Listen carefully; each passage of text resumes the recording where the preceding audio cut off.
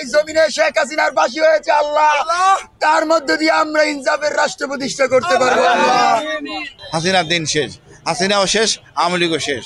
Bangladesh, Indiana Bangladesh, Bangladesh, Indiana Bangladesh, Bangladesh, দালালিনা রাজপথ, রাজপথ, দালালিনা রাজপথ, রাজপথ, দালালিনা রাজপথ।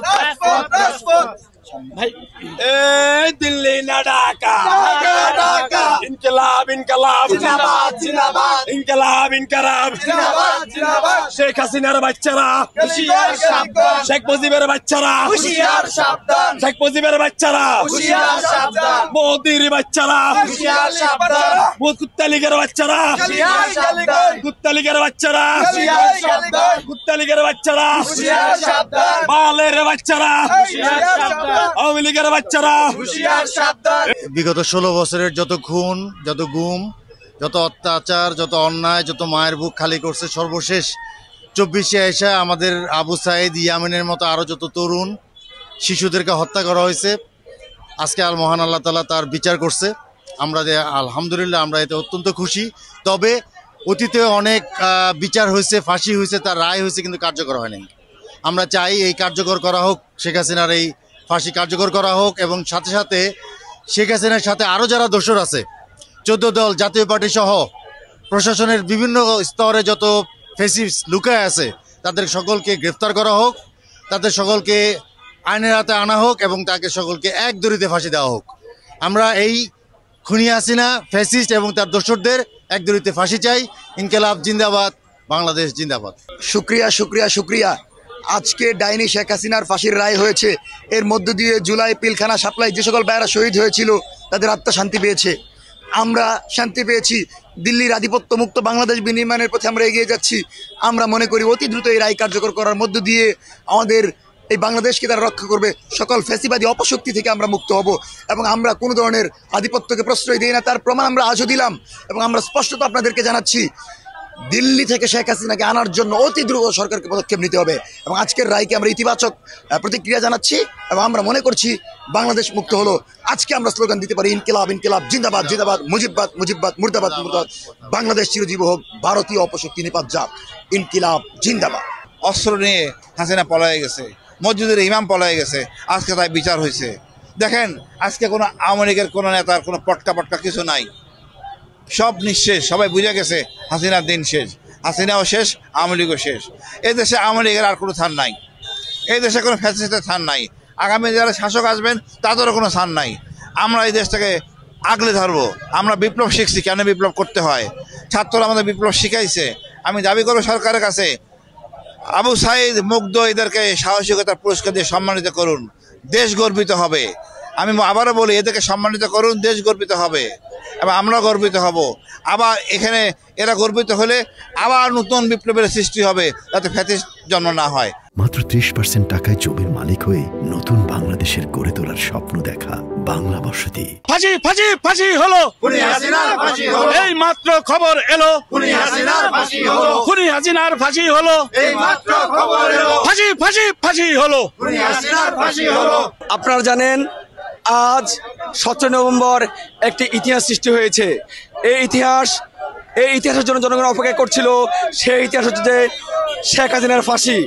আপনারা জানেন যে কোটি মানুষের ইচ্ছা শেখ হাসিনার ফাঁসি, সেই ফাঁসি একটু আগে দেওয়া হয়েছে, সেই রায় একটু আগে দেওয়া হয়েছে।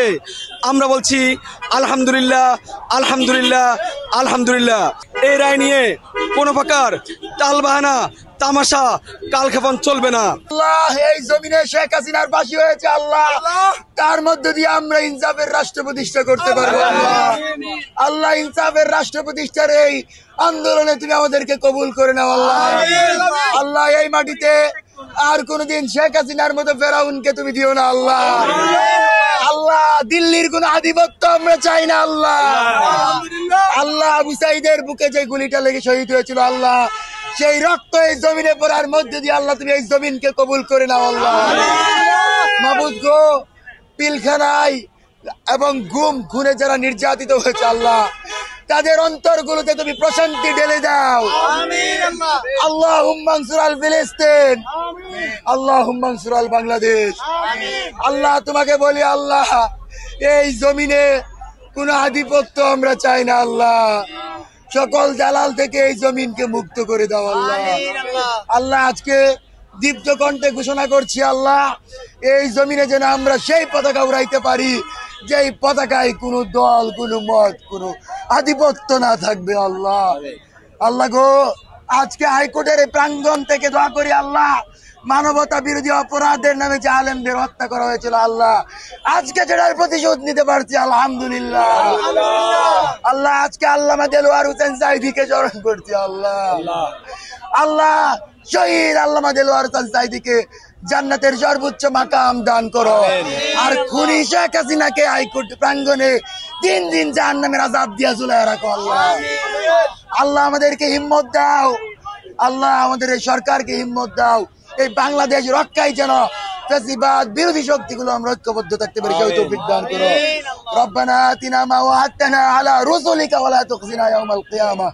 সুবহান রাব্বিকা রাব্বিল ইজ্জাতি আম্মা ইয়াসিফুন ওয়া সালামুন আলাল মুরসালিন আলহামদুলিল্লাহি রাব্বিল আলামিন। প্রিয় সাংবাদিক বন্ধুগণ, আপনারা জানেন এই খুনি হাসিনা যখন 2009 সাল থেকে 2024 সাল পর্যন্ত বাংলাদেশে খুনের উৎসব করেছে, বাংলাদেশে ত্রাসের উৎসব করেছে, বাংলাদেশে এত গুণ এত খুনের সাথে জড়িত হচ্ছে শেখ হাসিনা। দুর্নীতি, লুটতরাজ, খুন এবং ত্রাসের রাজত্ব করেছে খুনি শেখ হাসিনা। আজকে তার ফাঁসির আদেশের মাধ্যমে বাংলাদেশের দেশপ্রেমিক জনগণের মধ্যে একটা স্বস্তি ফিরে এসেছে। ইনশাআল্লাহ তার রায় কার্যকর হওয়ার আগ পর্যন্ত, তার ফাঁসির রায় যদি কার্যকর না হয়, পিলখানায় হত্যা হওয়া সে সকল স্বজনদের উপরে জুলুম করা হবে। তার যদি ফাঁসি কার্যকর করা না হয়, তাহলে বাংলাদেশের কর্তা ব্যক্তিদের উপরে গজব পড়বে। তার যদি ফাঁসি কার্যকর করা না হয়, তাহলে শাপলায় হত্যা স্বজনদের, নিহত স্বজনদের উপরে জুলুম করা হবে। তাদের উপরে তাকে যদি ফাঁসি দেওয়া না হয়, তাহলে বাংলাদেশে 2009 থেকে 24 পর্যন্ত যে সকল মানুষের উপরে মিথ্যা অন্যায় ভাবে জুলুম নির্যাতন হয়েছে তাদের উপরে জুলুম করা হবে। তাদেরকে যদি শেখ হাসিনাকে যদি ফাঁসি দেওয়া না হয়, তাহলে জুলাইতে বাংলাদেশে যত হত্যা গুম খুন হয়েছে তাদের স্বজনদের উপরে জুলুম করা হবে।